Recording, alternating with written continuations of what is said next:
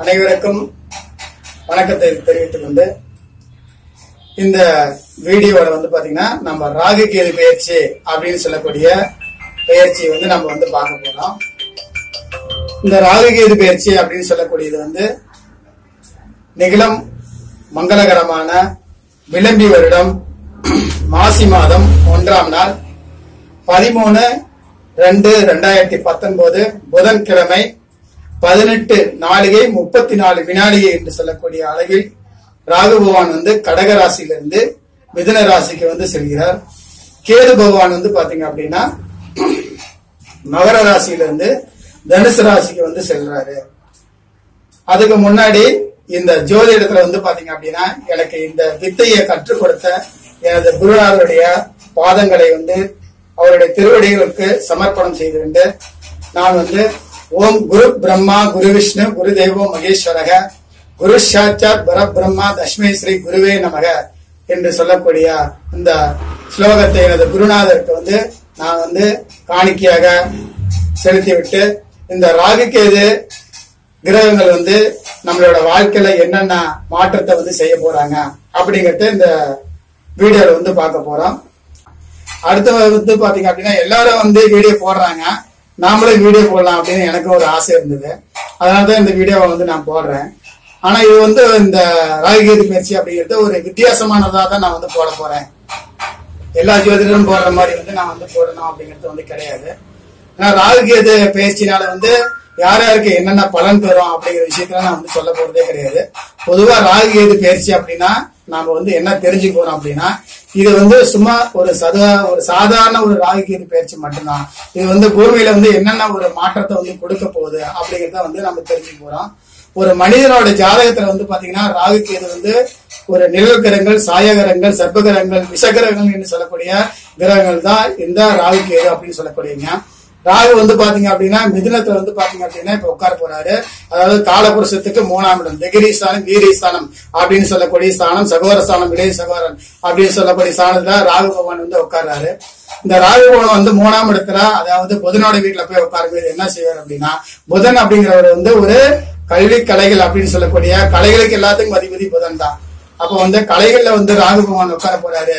இந்த வருஷம் பாத்தீங்க அப்படின்னா கலைகள்ல மிகப்பெரிய ஒரு முன்னேற்றத்தை கண்டிப்பா ராகு பகவான் செய்ய போறாரு அப்படிங்கறது அர்த்தம். ராகு பகவான் பாத்தீங்க அப்படின்னா மிதுனம் அப்படின்னு சொல்லக்கூடிய புதனோட வீட்டுல போய் உட்கார போறாரு. அப்ப நம்ம ஜாதகத்துல தாய்மாமன் அந்தஸ்துன்னு சொல்லக்கூடிய விஷயத்துல பலவிதமான ஒரு நல்ல முன்னேற்றத்தை ஏற்படுத்த போறாரு.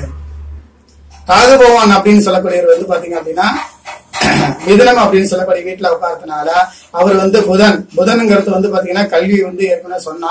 இது இல்லாம பாத்தீங்க அப்படின்னா சிற்பங்கள், கலை நயங்கள், ஓவியம் அப்படின்னு சொல்லக்கூடிய எல்லா விஷயத்துக்கும் பாத்தீங்க அப்படின்னா இந்த புதன் பகவான் தான். இப்ப இது விஷயங்கள் அனைத்துமே பாத்தீங்க அப்படின்னா இந்த காலகட்டத்துல மிக ஒரு அருமையா வளரும் அப்படிங்கறத சொல்லலாம்.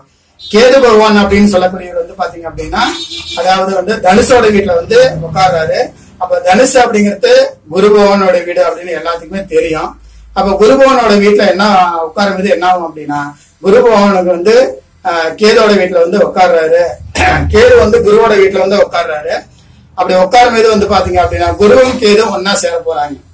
அப்ப ஆன்மீகத்துல பாத்தீங்க அப்படின்னா இந்த வருஷம் அதிகப்படியான ஒரு மாற்றத்தை கண்டிப்பா செலுத்தும் அப்படிங்கிற மாதிரி சொல்லுது. அந்த குருவோட வீட்டுல கேது சேரும்போது ஆசிரியர்களுக்கு இப்ப போராட்டம் நடந்துட்டு இருக்குது, அது உங்களுக்கே தெரியும்.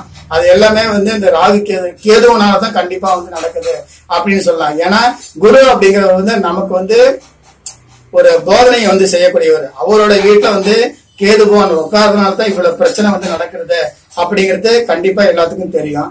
அதே மாதிரி பாத்தீங்க அப்படின்னா கேது பகவானோட வீட்டுல குரு பகவான் உட்காரத்தினால பாத்தீங்க அப்படின்னா ஆன்மீகம் இந்த வருஷம் நல்லா வளருங்க. அதே மாதிரி போலி சாமியார் என்று சொல்லக்கூடியவர்கள் பாத்தீங்கன்னா இந்த வருஷத்துல நிறைய மாட்டுவாங்க. சாமியார் மட்டும் கிடையாதுங்க, ஜோதிடத்துல போலியான இருக்கிறவங்களா சீக்கிரமா மாட்டிக்குவாங்க. ஏன்னா கேது பகவான் பாத்தீங்கன்னா ஞானத்தை கொடுப்பவன் குருவோட வீட்டுல போய் உட்கார போறாரு அப்படிங்கறதுனால குரு அப்படிங்கிறவர் பாத்தீங்க அப்படின்னா நமக்கு போதனைகளை செலுத்தக்கூடியவர். கேது குருவோட வீட்டுல இருக்கிறதுனால பல விதமான சோதனைகள் ஜோதிடர்களுக்கே கண்டிப்பாக வரும் இந்த வருடங்கள் அப்படிங்கிற மாதிரி சொல்லுது. ஏன்னு கேட்டீங்க அப்படின்னா குரு பகவானும்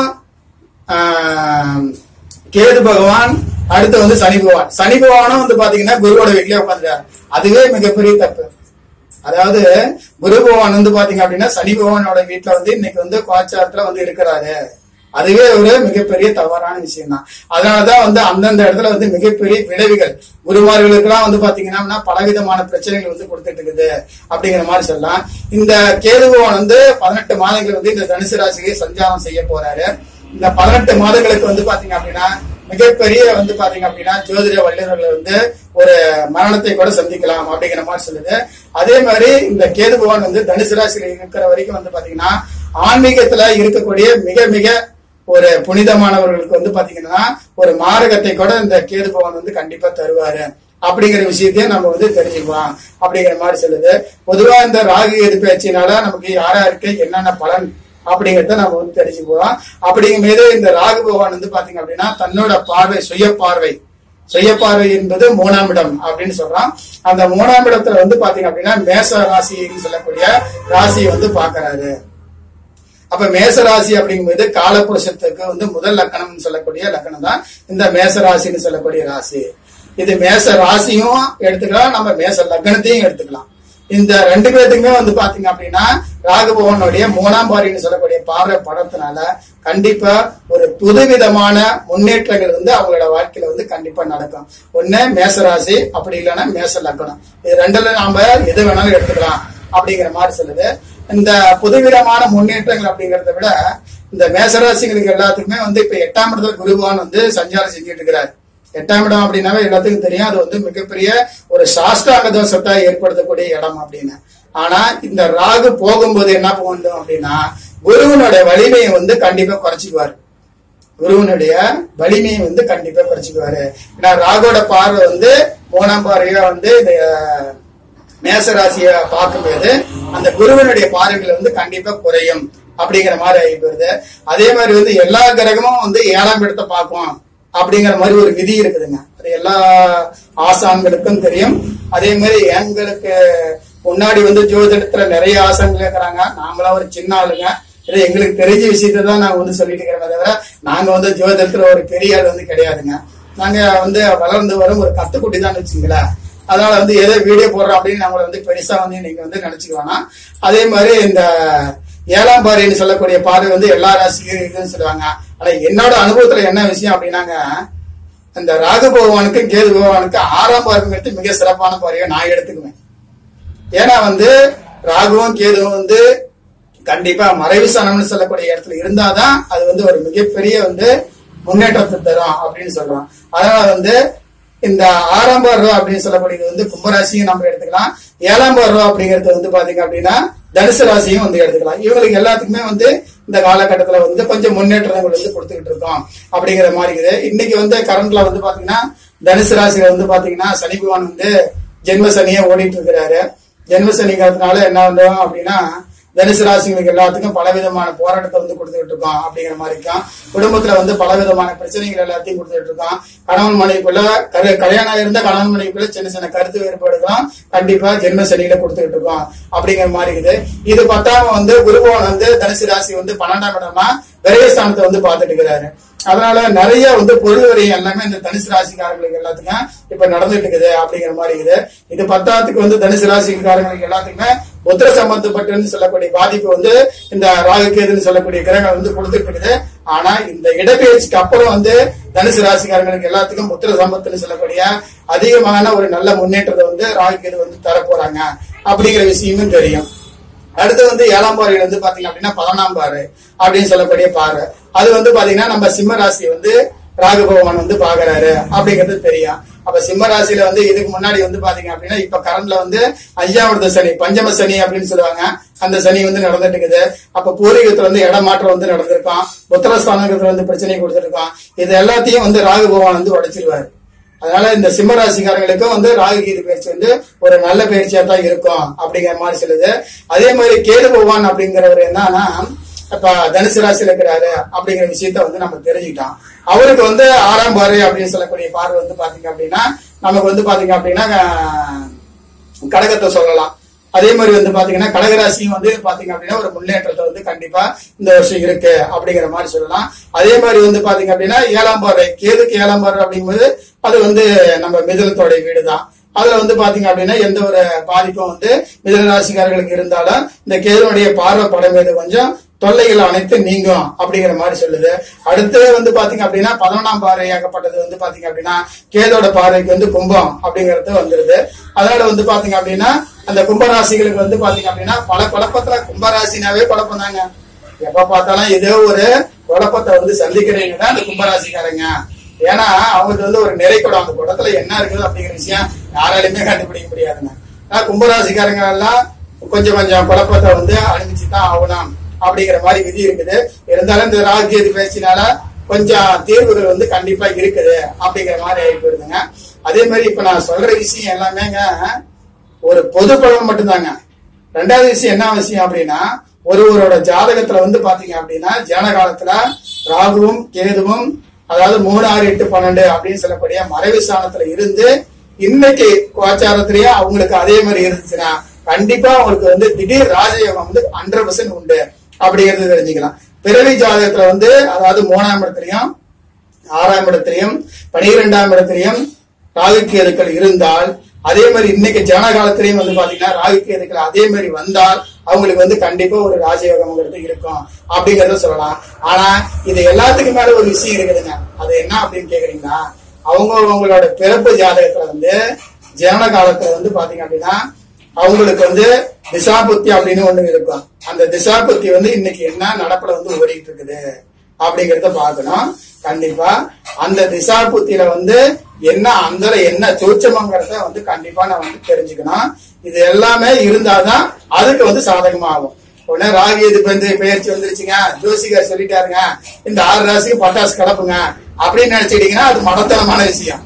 ஏன்னு கேட்டீங்க அப்படின்னா நம்மளோட வழி நடத்துறது வந்து பாத்தீங்க அப்படின்னா நம்மள வந்து திசாபுத்திநாதன் மட்டுமே.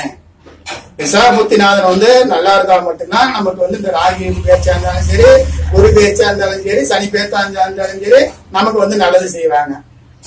நமக்கு வந்து இந்த திசாபுத்தி அப்படிங்கிற ஒரு மாரக திசையோ அல்லது பாதுகாதிபதி திசையோ நடந்துச்சுங்களா, இப்ப நடக்கிற ராகு கேது பேச்சு வந்து பாத்தீங்கன்னா பயங்கரமான அடி விடுவோம். என்ன ஜோசிகர் வந்து ராகு கேது பேச்சுல வந்து அதனால அடிமை இருக்குன்னு சொன்னாருங்க இந்த 6 ராசிக்கா. இது என்னன்னா நமக்கு அடிமேல அடி விடுவது அப்படின்னு பார்த்தோம் அப்படின்னா அது காரணம் என்னன்னு பார்த்தோம்னா திசாபுத்திநாதன் அப்படின்னு சொல்லக்கூடிய வந்து கண்டிப்பா வந்து நமக்கு வந்து வாழ்க்கையில வந்து ரொம்ப ரொம்ப முக்கியமானவன். அப்ப திசாபுத்தி நல்லா இருந்தா மட்டும்தான் எல்லா பலனும் வந்து நமக்கு வந்து நடக்கும் அப்படிங்கறத விஷயத்தையும் தெரிஞ்சுக்கலாம். இது எல்லாமே ஒரு பொது பலன் தாங்க. ராகு கேது அப்படிங்கிற எல்லாமே வந்து ஒரு பொதுவான பலனை மட்டும்தான் கண்டிப்பா தருவாங்க. அது நமக்கு வந்து எல்லா யோகத்தையும் கண்டிப்பா தருவாங்க அப்படிங்கிற விஷயத்த பத்தி நீங்க வந்து மறந்துருங்க. ராகு கேது அப்படின்னு சொல்லக்கூடிய ஒரு சர்ப கிரகம், அதை விஷயம் தெரிஞ்சுங்க. அவங்க வந்து விஷம், அவங்க வந்து சாயா கிரகம், அவங்க ஏமாத்துறவங்க. ராகுங்கிறது எங்க இருக்கிறாங்களோ அந்த இடத்த வந்து ஆக்கிரமிப்பு பண்ணிக்குவாங்க. இப்ப வந்து புதனையே ஆக்கிரமிப்பு பண்ணிக்கிட்டாரு நம்ம ராகு, குருவையே லாக் பண்ணிட்டாரு கேது. அதனாலதான் வந்து என்ன சொல்றோம் அப்படின்னா ராகுவும் கேது எங்க உட்காராங்களோ அந்த வீட்டை வந்து அரெஸ்ட் பண்ணிக்குவாங்க அப்படிங்கிற ஒரு விஷயமும் வந்து ஜாதகத்துல இருக்குது. அது எல்லாரும் வந்து கண்டிப்பா தெரிஞ்சதுதான். இருந்தாலும் இந்த விஷயத்தை நாம வந்து தெரிஞ்சுக்கிறது ரொம்ப நல்லதுதான். அதனால வந்து இந்த வீடியோல வந்து பார்த்தோம் அப்படின்னா எந்தெந்த ராசிகளுக்கு தான் அருமையா இருக்கும் அப்படின்னு சொல்றது எல்லாமே நான் வந்து கண்டிப்பா சொல்ல போறது கிடையாது. பொதுவா இந்த கிரகம் வந்து இந்த இடத்த வந்து பார்க்க போறாங்க. ராகு வந்து மேசத்தை பார்க்க போறாரு அப்படிங்கறது உங்களுக்கு எல்லாமே தெரியும். அடுத்து வந்து பாத்தீங்க அப்படின்னா தனுஷோட வீட்டை பார்க்க போறாரு அப்படிங்கிறது தெரியும். நான் எக்ஸ்ட்ரா பிட்டிங்க என்ன சொல்றேன் அப்படின்னா கும்பத்தையும் 6ஆம் பார்வையா வந்து ராகு வந்து பார்க்க போறாரு அப்படிங்கிற விஷயத்த வந்து சொல்ல போறேன். அடுத்து வந்து பாத்தீங்கன்னா சிம்ம ராசி வந்து ராகு வந்து பார்க்க போறாரு அப்படிங்கிற விஷயத்த சொல்ல போறேன். அடுத்து வந்து பாத்தீங்க அப்படின்னா கேது பகவான் யாரால பார்க்க போறாரு. கேது வந்து பாத்தீங்கன்னா அவரோட வீட்டுல இருந்து எங்க தனுஷோட வீட்டுல இருந்து பாத்தீங்க அப்படின்னா 3ஆம் பார்வை அப்படின்னு சொல்லக்கூடிய பார்வையா வந்து நம்ம துளாராசியை வந்து பாத்தீங்க அப்படின்னா பார்க்க போறாரு. அடுத்து வந்து பாத்தீங்க அப்படின்னா 7ஆம் பார்வையாக வந்து பாத்தீங்க அப்படின்னா நம்ம மிதுன ராசின்னு சொல்லக்கூடிய ராசியும் 6ஆம் பார்வை அப்படின்னு சொல்லக்கூடிய ராசி கடக ராசியும் வந்து பார்க்க போறாரு.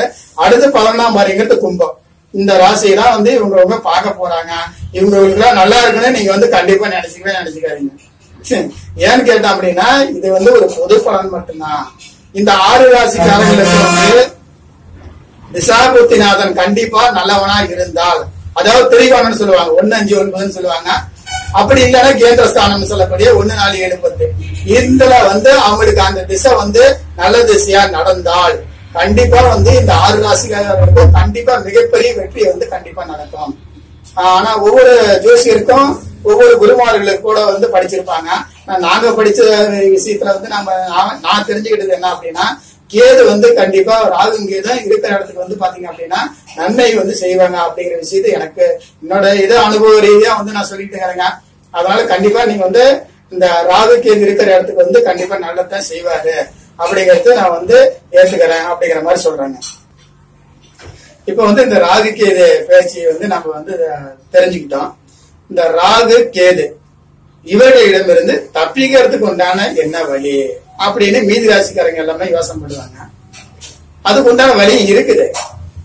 என்ன வழி அப்படின்னு சொன்னாங்கன்னா, அவர்களுடைய சோஸ்திரங்கள், அதாவது ராகு கேது அப்படின்னு சொல்லக்கூடியவங்களோட நம்ம மந்திரத்தை நம்ம உரையாடணும், டெய்லி நம்ம ஜெபிக்கணும். அப்படி சொல்லிட்டு இருக்கிறது பாத்தீங்க அப்படின்னா கண்டிப்பா ராகு பகவானும் கேது பகவானும் நம்மள அதிகப்படியான கெடுதல் செய்ய மாட்டாங்க. அவங்க செய்ய வேண்டியதை செய்வாங்க, அதுல எந்த மாற்றமும் கிடையாதுங்க. அதிகப்படியான கெடுதல் இருந்து தப்பிக்கிறதுக்கு தான் இந்த மந்திரங்கள். பொதுவா ராகு அப்படின்னு சொல்லி நம்ம எடுத்துக்கிட்டோம் அப்படின்னா, அவர்கிட்ட இருந்து நம்ம தப்பிக்கணும் அப்படின்னா அதுக்கு உண்டான ஸ்லோகத்தை நீங்க இப்ப நான் சொல்றேன். எல்லாருக்கும் உங்களுக்கு எல்லாத்துக்கும் தெரிஞ்ச மந்திரம் தான், இருந்தாலும் நான் எனக்கு எட்டனத்தை நான் சொல்றேன். நீங்க அதை தெரிஞ்சுங்க அப்படிங்கிற மாதிரி சொல்றேன். அது ராகுக்கு உண்டான மந்திரங்கள் என்ன அப்படின்னா, ஓம் நாகத்வஜாய வித்மகே பத்மஹஸ்தாய தீமஹே தன்னோ ராகு பிரசோதயாதே. இது ராகு பகவானோட மந்திரங்கள். இது உங்களுக்கு எல்லாத்துக்கும் தெரியும். ஏன்னா நீங்க எல்லாரும் வீடியோ பாக்குறீங்க தான். ஏன்னா எல்லாத்துக்குமே இந்த மந்திரம்னா என்ன அப்படின்னு எல்லாருக்கும் தெரியும். இந்த ராகுவோட மந்திரத்தை வச்சு நம்ம கண்டிப்பா எந்த விஷயத்தை வேணாலும் செய்யலாம். ராகுங்கிறவர் பாத்தீங்க அப்படின்னா ஒரு மிகப்பெரிய ஒரு சின்ன விஷயத்தை கூட பெருசா எடுத்துக்காங்கிறது யாருன்னா அது ராகு பகவான் தான். அப்ப இந்த மந்திரத்தின் மூலியமா நம்ம பலவிதமான நன்மைகள் கண்டிப்பா நமக்கு நடக்கும் அப்படிங்கிறது உண்மை. ராகு இந்த மந்திரத்தை உச்சாரணம் செஞ்சு ஒரு நாளைக்கு எத்தனை முறைங்க செய்யணும் அப்படின்னா 9 முறைங்க. அது எப்ப ராகு காலம் வருது அப்ப செஞ்சீங்கன்னா இன்னும் சிறப்பா இருக்கும் அப்படிங்கிற மாதிரி சொல்லலாம். அதே மாதிரி உங்களுக்கு தெரியும், எல்லாருமே பாப்பீங்க ராகு காலம் எப்பப்ப வருது அப்படிங்கிற விஷயத்தையுமே உங்களுக்கு தெரிஞ்சிருக்கும். அதனால இந்த ராகு காலத்துல இந்த மந்திரத்தை சொல்லி பரிகாரம் என்ன செய்யணும் அப்படின்னா, ராகு பகவானுக்கு பாத்தீங்க அப்படின்னா நவகிரகங்கள் அப்படின்னு சொல்லக்கூடிய கிரகத்துல ராகு பகவானுக்கு வெற்றிலை பாக்கு, அந்த வெத்தலை பாக்குல பாத்தீங்கன்னா கருப்பு உளுந்துங்க, வெள்ளை உளுந்து கிடையாதுங்க, கருப்பு உளுந்து. அந்த கருப்பு உளுந்து அவரவர் கைப்பிடியில எவ்வளவு பிடிக்குது, அதாவது கைப்பிடியிலனா இவ்வளவுதான் பிடிக்கும் அப்படிங்கிறது உங்களுக்கு தெரியும். அந்த கருப்பு உளுந்து அந்த வெற்றிலை பாக்குல வச்சு 2 அகல் விளக்குங்க, நெய் விளக்கு தாங்க கண்டிப்பா போடணும், நல்லெண்ணெயில விளக்கு போடக்கூடாதுங்க. அந்த விளக்கு போடும்போது இன்னொரு ஒரு முக்கியமான விஷயத்த நீங்க எல்லாருமே தெரிஞ்சுங்க. முடிந்த அளவுக்கு இரட்டை திரி உள்ளதா விளக்கு போடுங்க. 2 திரி போட்ட விளக்கு போட்டீங்க அப்படின்னா நம்மளோட வம்சத்துக்கு குடும்பத்துக்கு எல்லாத்துக்கும் நல்லது. அதனால இந்த 2 விளக்கு போட்டு இந்த ராகுக்குரிய வெத்தலை பாக்களை இந்த உளுந்த வச்சு நாம வணங்கி வந்தோம் அப்படின்னா கண்டிப்பா அந்த ராகு பகவான் நம்மள மீட்டு ஒரு நல்ல வழியில கொண்டு போய் செலுத்துவாரு. திரும்பவும் சொல்றேங்க, ராகு பகவான் செய்ய வேண்டியதை செய்வாருங்க. இந்த பரிகாரத்தின் மூலியமா நம்மள கொஞ்சம் கெடுதல்ல கண்டிப்பா மீட்டுக்குவாரு அப்படிங்கிறது உண்மை. ஏன்னா கெட்டவன் யாருன்னு தெரிஞ்சு போச்சு அப்படின்னா அவங்க காலில் நம்ம சரண் அடைஞ்சிருந்தேங்க. நாம வீரியத்தை போய் பார்த்துட்டு இருந்தோம்னு வச்சுங்களா, அடிமைதான் அடி மேல அடிதான் விழுவோம். அதனால கண்டிப்பா நான் சொல்றேன், ராகுவோட காலில் விழுதுங்க. யாருக்கெல்லாம் கெடுதல் ஆகுது அவங்க எல்லாமே ராகு பகவானோட காலில் போய் விழுந்துட்டீங்க அப்படின்னாவ இந்த மந்திரத்தை சொல்லி இந்த பரிகாரத்தை செஞ்சுட்டு வந்தீங்கன்னாவ அவங்களுக்கு கண்டிப்பா நல்லது நடக்கும். அடுத்து ராகு பத்தி நம்ம தெரிஞ்சுக்கலங்க.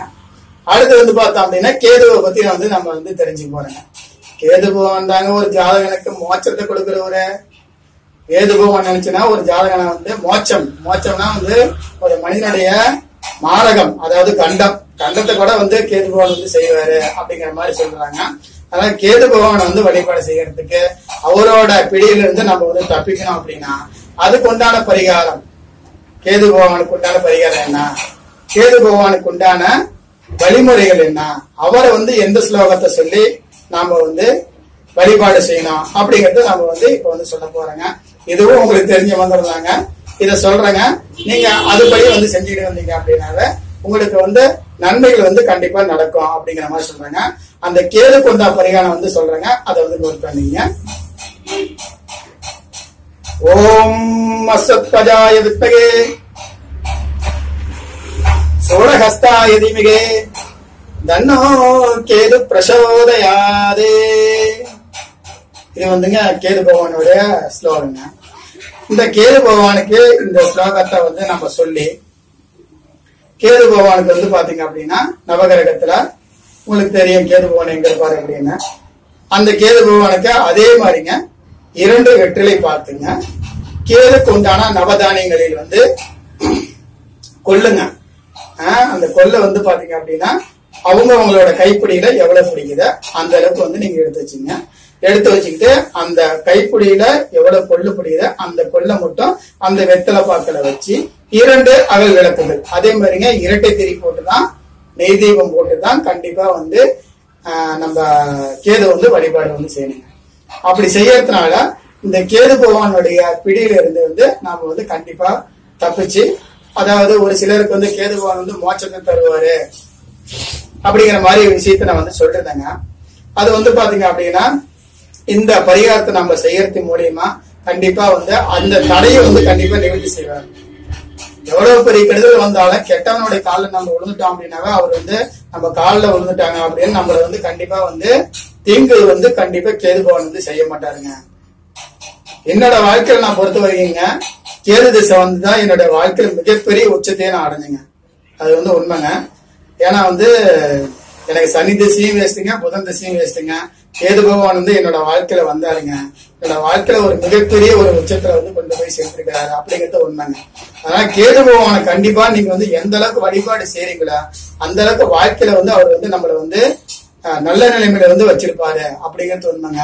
கேது பகவான் வந்து பாத்தீங்க அப்படின்னா ஆக்டிவேஷன் பண்ணோம் அப்படின்னா நீங்க வந்து யாரோட ஜாதகத்துல வந்து கேது பகவான் வந்து கெட்டு போயிருந்தாங்க அப்படின்னா கண்டிப்பா வைடூரியம் வந்து வெள்ளியில வச்சு நீங்க வந்து மோதிரமா அணிஞ்சுக்கிறது ரொம்ப ரொம்ப சிறப்புங்க. ராகு பகவானுக்கு வந்து பாத்தீங்க அப்படின்னா நம்ம என்ன ஆக்டிவேஷன் பண்ணோம் அப்படின்னா கண்டிப்பா வந்து கோமேதக கல் அப்படின்னு சொல்லுவாங்க.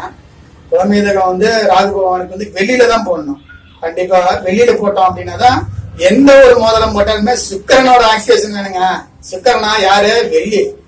கனகபுஷ்பராக மட்டும் வந்து கண்டிப்பா வந்து வெளியில போடவே கூடாது. வந்து சுக்கரனா குருவும் வந்து ஆவாதீங்க அப்படின்னு உங்களுக்கு எல்லாத்துக்குமே தெரியும். அதனால வந்து வெள்ளியில வந்து கண்டிப்பா நீங்க வந்து போட வேண்டியது வந்து பாத்தீங்க அப்படின்னா கோமேதக கல் வந்து போட்டுக்கிறது ரொம்ப நல்லது. இந்த 6 ராசி தவிர மீதி யாருக்கெல்லாம் சரியில்லை அப்படின்னு உங்களுக்கு தோணுது அவங்க எல்லாரும் வந்து கண்டிப்பா வந்து கீழ்பெரும்பள்ளம் அல்லது வந்து காளகஸ்திரி அல்லது வந்து பாத்தீங்க அப்படின்னா பிள்ளையார்பட்டி கண்டிப்பா வந்து நீங்க வழிபாடு செய்யறது ரொம்ப ரொம்ப நல்லது. ஏன்னா கீழ்பெரும்பள்ளம் அப்படிங்கிறது உங்களுக்கு தெரியும். அதே மாதிரி வந்து பாத்தீங்கன்னா திருநாகேஸ்வரம் அதுவும் உங்களுக்கு தெரியும். அது எல்லாமே வந்து கிழக்கு சைட்ல தான் இருக்குது. நீங்க மயிலாடுதுறை பக்கமா போயிட்டீங்க அப்படின்னா அவங்க எல்லாத்தையுமே பாத்திரலாம். எங்க வழிபாடு செஞ்சுட்டு வந்தீங்க அப்படின்னா இன்னும் கொஞ்சம் நல்லது. அப்படின்னா எங்கேயுமே போக முடியலங்க அப்படின்னா நான் சொன்ன பரிகாரம் மட்டும் செய்யுங்க. வேற எந்த பரிகாரமும் தேவையில்லை. இந்த ராகியது பேச்சு வந்து அவங்களுக்கு கண்டா இவங்களுக்கு கண்டா அப்படின்னு சொல்லி பரிகாரங்கிறது எதுவுமே தேவையில்லைங்க. இந்த நெய் விளக்கு இந்த சொன்ன இடத்துல பார்த்து ராகுன உளுந்து கேதுன கொள்ளு வச்சு மட்டும் வழிபாடு செஞ்சிருவீங்க. ஒன்லி அவுட் ஃபுட், அதாவது வெளியே மட்டும் தான் கொடுக்கணும். நாம வந்து உள்ள எடுத்துக்கூடாது. உள்ள எடுத்துக்கூடாது அப்படின்னா ராகு வந்து உளுந்து அது வந்து பாத்தீங்கன்னா அன்னைக்கு வந்து உள்ள எடுத்துக்கூடாது. கேதுங்கிறது கொள்ளு அது வந்து என்னைக்கு கேது கூடியனால வந்து நம்ம வந்து உள்ள எடுத்துக்கூடாது அப்படிங்கிற ஒரு விஷயமே இருக்குது அப்படிங்கிறது தெரிஞ்சுக்கலாம். இப்ப இந்த பரிகாரம்லாம் வந்து நான் வந்து சொல்லிருக்கிறேன். அதையெல்லாம் நீங்க செஞ்சீங்க அப்படின்னா எங்களுக்கு வந்து நன்மையை தரும் அப்படிங்கிற மாதிரி சொல்றேன். அதே மாதிரி வந்து பாத்தீங்க அப்படின்னா இந்த ராகுகேது பயிற்சி அப்படின்னு சொல்லக்கூடிய பயிற்சியில பலவிதமான நன்மைகள் வந்து எல்லாருக்கும் நடக்க என்னுடைய குருவரையும் என்னுடைய குலதெய்வம் சொல்லக்கூடிய ஸ்ரீ ஆனந்தவல்லி அம்மன் சொல்லக்கூடிய அம்பாளை நினைச்சு வழிபாடு செஞ்சு இந்த வீடியோவை தொடர் முடிச்சுக்கிறேன். மேலும் தொடர்பு என்ன பார்க்கணும் அப்படின்னு நினைக்கிறீங்க என்னுடைய நம்பர் வந்து பாத்தீங்க அப்படின்னா 8072201009 அப்படின்னு நம்பருக்கு வந்து கால் பண்ணுங்க. நான் சேலம் மாவட்டத்தில் தான் இருக்கிறேன். ஜங்ஷன்ல தான் எனக்கு ஆபீஸ் இருக்குது. அங்க வந்து நீங்க பார்க்கணும்னு நினைச்சா பார்க்கலாம். இல்ல அப்படின்னா வந்து என்னோட தொடர்பு எண் வந்து நான் கீழே போட்டுக்கிறேன். அந்த நம்பருக்கு வந்து கான்டாக்ட் பண்ணுங்க. வாழ்க வளமுடன்.